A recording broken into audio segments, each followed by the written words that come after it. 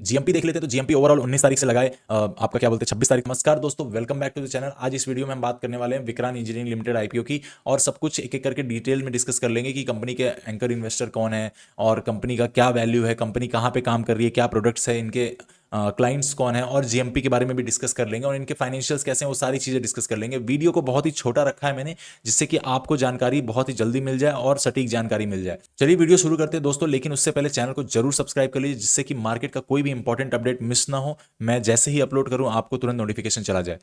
यहाँ पे देखिए, विक्रांत इंजीनियरिंग लिमिटेड जो है, ये इंजीनियरिंग की कंपनी है, जो कि गवर्नमेंट के बहुत सारे जो प्रोडक्ट्स होते हैं, गवर्नमेंट के बहुत सारे जो डील्स होते हैं वो ये लोग उठाते हैं और उस पर काम करते हैं।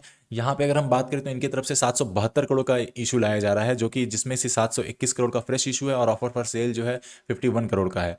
प्राइस बैंड जो रखा गया है 92 से 97 पर शेयर का रखा गया है। 148 शेयर दिए जा रहे हैं आपको इसमें, और मिनिमम इन्वेस्टमेंट लगभग 15,000 रुपये के आसपास इसमें पूछा जा रहा है।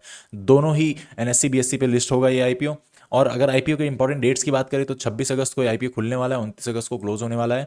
अलॉटमेंट डेट 1 तारीख का है, 1 सितंबर का, और लिस्टिंग डेट 30 सितंबर को होने वाली है। तो 2 तारीख को आपको इसका रिफंड मिल जाएगा अगर आपको आईपीओ अलॉट नहीं होता है। चलिए बिजनेस के बारे में बात करते हैं। कंपनी के लिए, कंपनी जो इनकॉर्पोरेट होती है 2008 में होती है पैन इंडिया सेक्टर में। अभी यहाँ पे इनके जो सेक्टर्स बात करेंगे, किस किस सेक्टर में ये कंपनी काम करती है, तो देखिए पावर सेक्टर में भी ये कंपनी काम करती है, overall distribution transmission of lines में।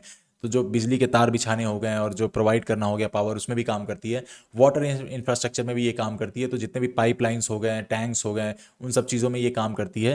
रेलवे इंफ्रास्ट्रक्चर में भी कंपनी का हाथ देखा जा रहा है, तो जिसमें कि यहाँ पे रेलवे में इलेक्ट्रिक जो भी यूज़ होता है वहाँ पे चीज़ें का, मेट्रो का जो इलेक्ट्रिक यूज़ होता है, उन सब चीज़ों में काम करने का कंपनी का प्रोजेक्ट भी रहता है। सोलार में भी कंपनी काम करती है, अच्छा खासा ग्रो हो रही है। तो ओवरऑल अगर देखा जाए तो बहुत ही इंपॉर्टेंट सेक्टर्स जो इंडिया को एक रन करने के लिए जो सेक्टर्स होते हैं, ग्रोथ, इंडिया की ग्रोथ इनसे रिलेटेड होती है, तो उसमें कंपनी काम कर रही है, तो कंपनी बहुत ही अच्छी मानी जाती है।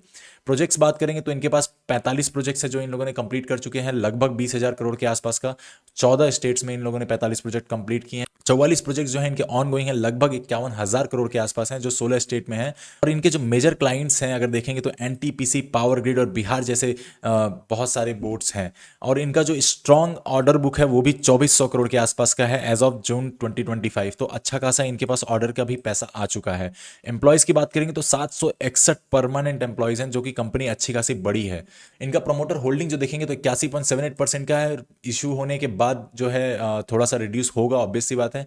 एंकर इन्वेस्टर्स इनके अगर देखेंगे तो इन्होंने 232 करोड़ लगभग 14 लोगों से रेस किया है अगस्त 2025 के आसपास। और यहाँ पे इनके बड़े बड़े जो नाम निकल के आ रहे हैं, Nippon India mutual fund, 361 fund, bank of India mutual fund, ITI mutual fund, SBI general insurance जैसे कंपनियों ने इसमें इन्वेस्ट किया है। और अर्ली बैकर्स जो इनके थे, आशीष कचोलिया, मुकुल अग्रवाल जैसे लोग इसमें इन्वेस्टेड ऑलरेडी थे।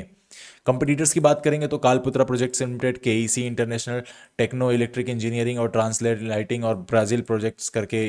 चलिए बात कर लेते हैं इनके फाइनेंशियल्स की। कंपनी के जो फाइनेंशियल्स है, तो अगर 2023 में देखा जाए तो 529 करोड़ का रेवेन्यू था, 2024 में 791 करोड़ बढ़ के हो गया, 2025 में 922 करोड़ बढ़ के हो गया। मतलब रेवेन्यू बढ़ा है ओवरऑल 3 साल में इनका। प्रॉफिट आफ्टर टैक्स देखेंगे तो 42 करोड़ था, 42 करोड़ के बाद 74 करोड़ हुआ 2024 में, और उसके बाद 2025 में 77 करोड़ हो गया लगभग।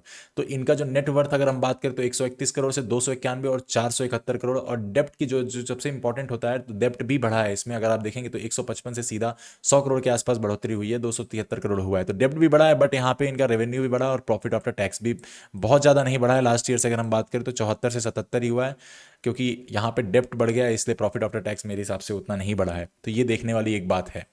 इनके रेवेन्यू की बात करेंगे तो 32% की ईयर ऑन ईयर ग्रोथ हुई है। और की रेशियोज आप वीडियो पॉज करके देख सकते हैं अगर आपको इंपॉर्टेंट लगता है तो। रिस्क की बात करें तो देखिए, बहुत ज़्यादा डिपेंडेंस है ये कंपनी अपना गवर्नमेंट सेक्टर पे। जब कॉन्ट्रैक्ट्स गवर्नमेंट का मिलता है तो उस पर डिपेंडेंट है, लेकिन ऑलरेडी इंडिया बहुत ज़्यादा ग्रोइंग स्टेज में है, तो कहीं लॉन्ग टर्म के लिए कुछ सोचने की ज़रूरत नहीं है। जीएमपी देख लेते हैं। तो जीएमपी ओवरऑल 19 तारीख से लगाए आपका क्या बोलते हैं 26 तारीख तक का जीएमपी यहाँ पे मैंने लिस्ट किया है। तो आप देखेंगे 12 रुपये से 21 रुपये, फिर 18 रुपये, फिर 20 रुपये, फिर 17 रुपये, फिर अभी जो है 25-26 के डेट में 21 रुपये चल रहे हैं। लगभग 21% का जीएमपी पे हाइक चल रहा है। ये कुछ ग्रे मार्केट प्रीमियम होता है, कुछ कहा नहीं जा सकता कि इतने पे लिस्ट होगा या फिर नहीं होगा। इस जस्ट एक जो है ग्रे मार्केट प्रीमियम जो मार्केट में अवेलेबल है, मैं आपको बता दे रहा हूँ।